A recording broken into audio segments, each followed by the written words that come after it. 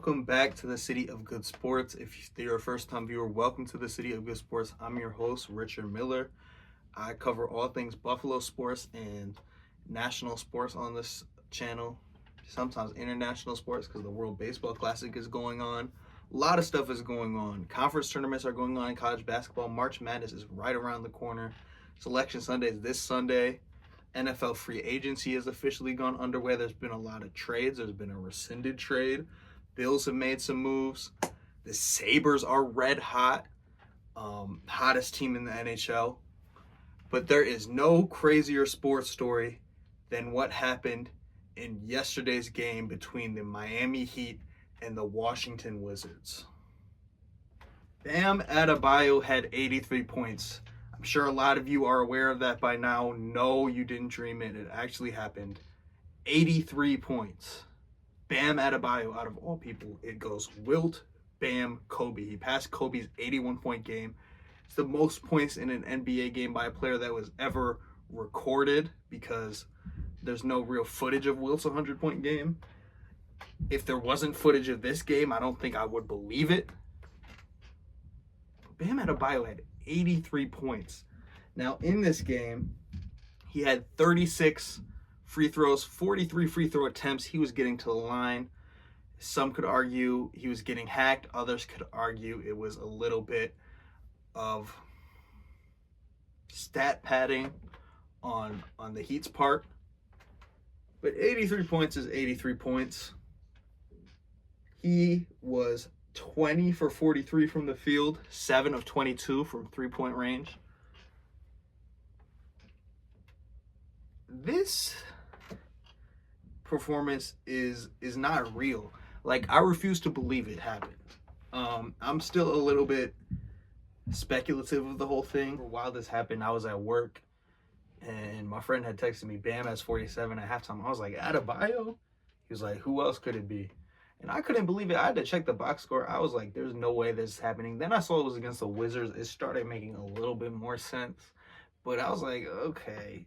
I thought the second half he would fizzle out. I still expected like a 60 or 70-point game, which in itself is crazy. Much less 83, much less being second all-time, first all-time among players that are alive. And as surreal as this performance is, the crazy part is it could be used for any agenda that you want to push for the modern era.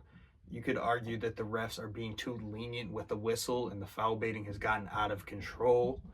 You could push a LeBron agenda. If you're a LeBron fan, if you believe he's the GOAT, you could be like, well, in that bubble finals, which a lot of people discount, he played against a guy that had 83 points in a game. If you're a Jokic truther, if you think he's one of the best centers of all time, Jokic dominated Adebayo in a series. If you want to talk about how talented this era is, how many players there are, you have a guy who had 83 points in a game, the most in recorded history that was videotaped. There's a lot of agendas you could really push with this Bam performance.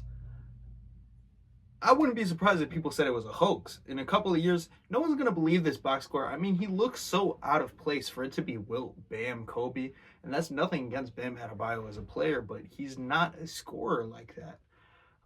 Just in this game alone, his average on the year went from 18.9 to 20. In the next game, he's probably going to drop like 16 and 8. So it really is just the most ridiculous performance in NBA history by far. By far. Shifting from Bam Adebayo, as much as I want to talk about that because I just don't believe that it's true. This is the City of Good Sports. This is a Buffalo-based sports podcast. And we're going to talk about the hottest team in Buffalo right now, the Buffalo Sabres. Now, going into this year, the Sabres had not made the playoffs since 2011. That's a 14-year drought. I remember picking up my 2-year-old sister from daycare the last time the Sabres were in the playoffs. She's about to graduate high school soon. So this is a long time coming. It's the longest drought in NHL history. And not only are they looking like they're going to break the drought this year, They're establishing themselves as the most fun young team in all of hockey and a perennial top dog in the National Hockey League. They are on a 8-game winning streak. Their most recent win came against the San Jose Sharks. But the most exciting game that everybody's been talking about is that they beat the Tampa Bay Lightning and now sit atop the Atlantic, first in the Atlantic Division, pole position, in a game that had 15 goals and 5 fights. They were able to win 8-7. Now, going into this game, the Lightning were actually ahead of the Sabres in the rankings, as they have been most of the year. The Sabres have caught on as of recently. In fact, they were out of the playoffs not that long ago. But they are the hottest team in the NHL, and they are getting hot at the absolute right time. So this game started off with the Sabres taking an early 3-0 lead. They established dominance early. Also in this first period, there were 3 fights alone. As the game progressed, the Lightning started gaining a lot of momentum. The Lightning went through a period where they had 5 unanswered goals in a row. So the Sabres started off with a 4-1 lead. Lightning ended up taking the lead 6-4. The last 3 goals, all scored by Buffalo. And with 14 goals already scored, 4 minutes left in the game, Josh Doan ices the game for the Sabres, game winner, and he's met with one of the largest crowd pops you'll ever hear in any sport at any moment in time. And if you're not paying attention to Buffalo hockey and haven't been for this last 20-some years, now is the time to start. They are the most fun team in hockey. They're the hottest team in hockey. This game had 15 goals and 5 fights. Bringing Lindy Ruff back proves to be an excellent decision. This new Finnish GM they've had has done a great job managing the team. They have been just pushed to play hockey at an elite level. It's kind of like what you're seeing with the Charlotte Hornets in the NBA, although even better because they're number 1. They're at top of the Atlantic right now. And it couldn't happen to a more deserving city, a more deserving franchise. The Buffalo Sabres are back, and I believe that they're here to stay. This team is young. They're led by a core of Tage Thompson, Josh Doan, Jack Quinn, Alex Tuck, Ramses Dahlin. And they're just playing hockey at an elite level. And the atmosphere in KeyBank Center right now could not be more positive. And it's just a great introduction to anyone that wants to get into the game of hockey. There's just such an elite energy going on with the Buffalo Sabres right now. So now that we talked about the Sabres, let's pivot to the other Buffalo team, the one that I've built a lot of this channel on and have been talking about progressively each episode. That's the Buffalo Bills. Buffalo Bills have made a bit of a splash to start their offseason. They acquired who I believe is the wide receiver 1, unless they make more moves in DJ Moore. They traded a 2nd-round pick to the Chicago Bears for DJ Moore and a 5th-rounder. 2nd rounder's a little steep for DJ Moore, especially considering guys like Michael Pittman went for a 6th-rounder.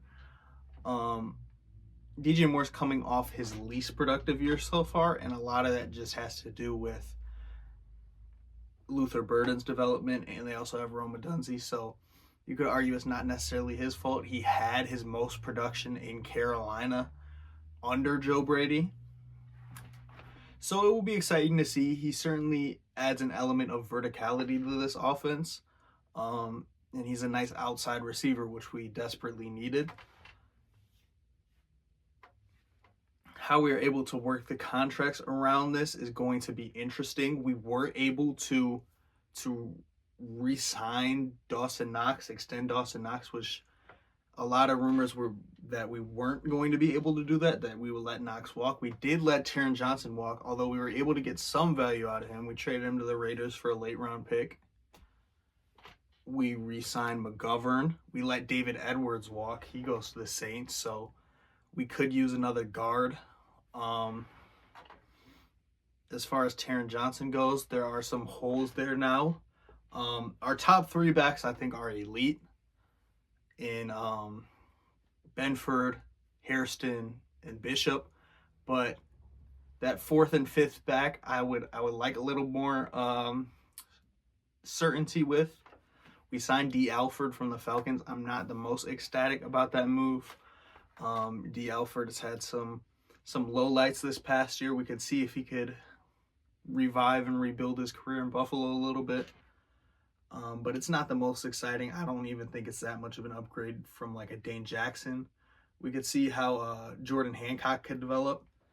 But I would like us to draft or make more moves in free agency to solidify that secondary depth. And then another move we made, we signed edge rusher Bradley Chubb to a 3-year, $45 million deal. Bradley Chubb is a lot like Rousseau in that he's more of a finesse guy than a straight speed guy. He can get to the quarterback, which we desperately need. We need someone that could get to the quarterback. In the bottom half of the league in sacks last year with 36. That put us around the 20th range, I believe 20th. And Jim Leonard, our new DC, is coming from a system which led the league in sacks. Bradley Chubb is coming off of an 8.5 sack campaign, and he missed the year before that. He is 29, so he's not exactly in his prime. He's a little bit past his prime, but he's still a very effective player. I'm excited to see how he could produce in this offense. And what we're really hoping for is that it's better than last year's acquisitions. We're hoping DJ Moore is at least better than Josh Palmer and Curtis Samuel. We're hoping Bradley Chubb is at least better than Joey Bosa. And if they're not, then we might be in trouble. But I believe they will be. It's hard to believe they won't be. Let's talk about some of the other moves from around the league.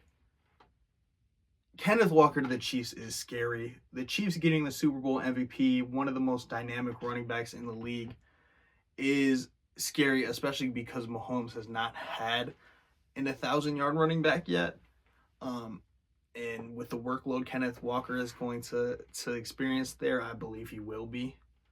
They did lose Pacheco to the Lions. Pacheco serves as the David Montgomery replacement. Sonic and Knuckles got broken up. David Montgomery got traded to the Texans. A downgrade there in Detroit. As far as Kansas City, Kenneth Walker's scary. Travis Kelce's coming back another year. But Mahomes is still going to be out most of the year with his injury. So we might have another shot, but in 2 years, that Chiefs team is going to be very scary. The Ravens originally traded for Max Crosby. That ended up getting rescinded after a failed physical, a la a Mark Williams situation. But they ended up signing Trey Hendrickson, who is also an elite pass rusher himself. A little bit sketchy. Because you have to wonder if they know that they were going to get Trey Hendrickson without giving up a first-round pick. They keep that 14 overall pick and still get an elite pass rusher. The silver lining in this is that the Ravens have lost a lot of their team. Tyler Linderbaum, gone. Isaiah Likely, gone. Pat Ricard, gone. So the Ravens might take a little bit of a step back. They didn't make the playoffs last year, so they might. I honestly expect them to take a step forward. I think they'll be back in that playoff picture. But Trey Hendrickson to the Ravens is a little bit scary. Some other news. Dolphins changed around their quarterback. Tua Tagovailoa was released, and they ended up signing Malik Willis. Malik Willis gets an opportunity to start his first time really being given the keys to a franchise. He's had opportunities to start, obviously, in Tennessee and Green Bay, but this is his first time being given full trust as the starting quarterback, and he was given big money to do so. Tua goes to the Falcons. Hawk Tua. Get it? A little bit of a weird move there. It shows a little bit of distrust in Penix, and also having two lefty quarterbacks is quite strange. I don't think it's that good of a move. Some other moves, I like the Pittman to the Steelers moves. They also signed Jamel Dean. That was a pretty underrated acquisition. The Raiders have been cleaning up in free agency, and they get to keep Max Crosby. I'm sure they would have liked that 14th overall pick. But the Raiders have been making moves. I think that Linderbaum signing is elite. And they're really building up that O-line. Getting some key contributors to help Fernando Mendoza in his rookie season. I'm sure Ashton Genty's a big fan of that Linderbaum signing as well. Other news from around the league, the Seahawks also, in addition to letting Kenneth Walker go, let Tariq Woolen walk. He joins the Eagles. So Super Bowl champions letting two of the key contributors go to other recent Super Bowl champions. Devin Lloyd to the Panthers, I think, is a very underrated and low-key move that I like a lot. Eagles let Reed Blankenship walk. He also goes to the Texans. Texans have been making some moves. Reed Blankenship, David Montgomery. So the Bills kind of fare in the middle of the league. They haven't been making super big splashes, but they've been doing enough. They've been kind of in the middle of the pack as far as acquisitions go. We'll see if DJ Moore could be a legitimate number one wide receiver, and if Bradley Chubb could be a legitimate number one pass rusher for this team. But I do like what Buffalo has done and what Brandon Beane has done this offseason. Being that it is March, madness is about to ensue. Selection Sunday is this Sunday, and many teams have already clinched their bid into the tournament. Now, the first team to punch their ticket to the tournament was the Long Island University Sharks. You may have seen this team recently through their Fins Up celebration. It was created by two guys who had no affiliation to the school but wanted to find a college basketball team in New York City to rally behind, and they landed on the LIU Sharks. They play in this really small arena, which they call the Shark Tank. And they have a tradition on every free throw attempt where they go fins up, and they put their fins up, and it's turned into kind of an electric atmosphere. They're coached by a legendary New York City point guard, one of the flashiest, best passers of all time in Rod Strickland. They have some elite guard play.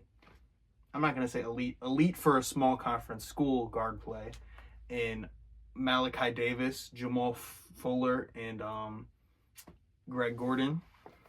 And there's just a certain energy about this team. I can't even explain why I feel so strongly about the LIU Sharks, but I do. They just have a Cinderella type of energy to them. And if I'm wrong about them, I could be wrong about them, but there's something about them that they have the energy of a team that would be responsible for a first-round upset, that would bust some brackets. And I have no real backing to this other than it's just a weird gut feeling that I have. Some other teams that have clinched their bid. For the first time ever, Queens University in Charlotte, North Carolina has won the ASUN. Congratulations to Queens University. High Point in High Point, North Carolina clinched their bid. They're back for another year. Hofstra won the Colonial. Wright State is going dancing. The Furman Paladins are going back dancing. They upset Virginia not that many years ago. The Siena Saints are going back. The Northern Iowa Panthers have won Arch Madness. They have been in some iconic tournament games. If you remember the game winner over Kansas, or the game winner over Texas, or the Texas A&M comeback against Northern Iowa. Northern Iowa has been in the midst of some very iconic March Madness moments, so it's nice to see them back in the tournament. Congratulations to Nolan Smith and Tennessee State. They're going dancing. North Dakota State is going dancing. Gonzaga, of course, wins the West Coast Conference, although that is probably a 3-bid conference this year with St. Mary's and Santa Clara. McNeese, they're going back dancing. Idaho and Lehigh. One team that did not win their conference tournament, the Miami, Ohio Redhawks. Now, Miami was 31-0 this year, undefeated in regular season play. In their first conference tournament game, they lose to the UMass Minutemen. And many teams are wondering, will they make the tournament? They were undefeated in the regular season play, but there's still a legitimate shot that they miss the tournament and are subjected to the NIT. Despite being undefeated all year, now sitting at 31-1, the Redhawks are ranked 93rd in KenPom. They have had 0 quad 1 games. They have 1 quad 2 win over Akron, who are also in the MAC. And I don't want to discount the MAC because there are a smooth 10 or so, probably more conferences that are worse, definitively worse than the MAC. And UMass beat Florida State on the road. Florida State is ranked 64th in KenPom. They're a bubble team. If they are somehow able to upset Duke in the conference tournament, there's a good shot Florida State can make the tournament.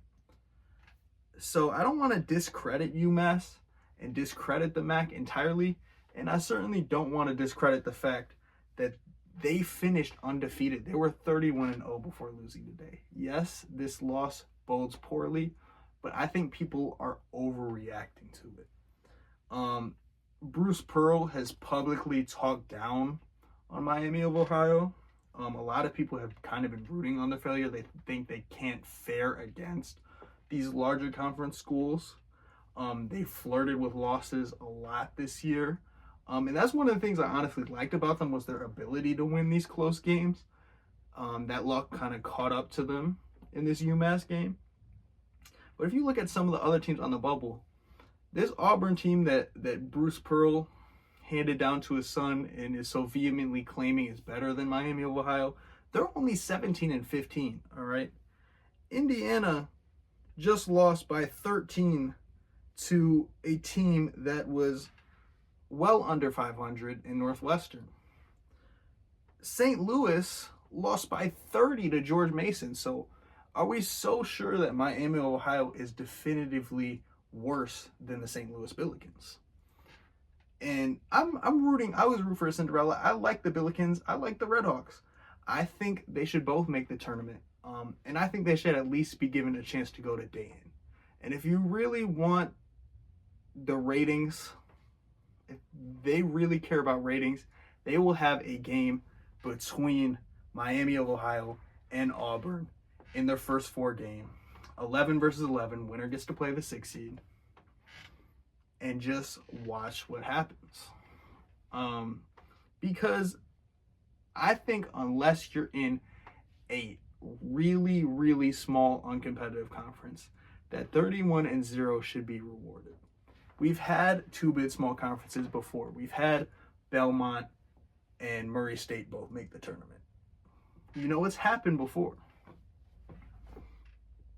I think they should at the very least get an opportunity to prove themselves. And if they get blown out, then so be it. But you would rather reward a team that finishes undefeated than a team that finishes barely over 500. That's where I stand at it. A lot of people are going to disagree. That's my opinion. As far as the MAC goes, Akron seems to be the favorite. If UMass wins it, that bodes really well for Miami of Ohio. UB could upset Akron and have a good shot at winning it. I think the MAC is honestly wide open now. And a 2-bid MAC would be a little bit exciting. I don't understand when people really started rallying against the Cinderella, especially an undefeated one. Now, as far as teams that I think have a shot of winning it all this year, I would definitely go chalk. I think bet on the Big Ten this year. I think Michigan has shown me a lot, and I think they might be my favorites. I think Duke has a good shot at it. If Duke wins it all, Cameron Boozer might go number 1 overall. I honestly like Illinois. I like the Eastern Bloc. I like the way they play. They play hard. They play very competitively, and they have that star freshman in Keaton Wagler. They have Stojakovic. They have Mirkovic. They have Kylan Boswell. I think Houston has a shot. Do I think Florida could repeat without Walter Clayton? I'm not so sure. We have to see if Xavier Lee shows up in March. Houston is always in the picture. They're coming off of a title game loss last year. I think Arizona does have a decent shot at it. I'm not the most sold on them, but I could see Arizona winning it. Also want to give a congratulations to Coach McDonald and the Damon Wildcats, who won the ECC conference tournament and will be a 1 seed in the Division II college basketball tournament. As far as my national champions in that tournament go, you know I'm going with the Wildcats, and I will keep you guys updated on that. I'll go to some of the games at Lumsden Gymnasium. And with all that being said, go Bills, go Sabres, go Wildcats. Have a great day. I'm your host, Richard Miller. See you next week on the City of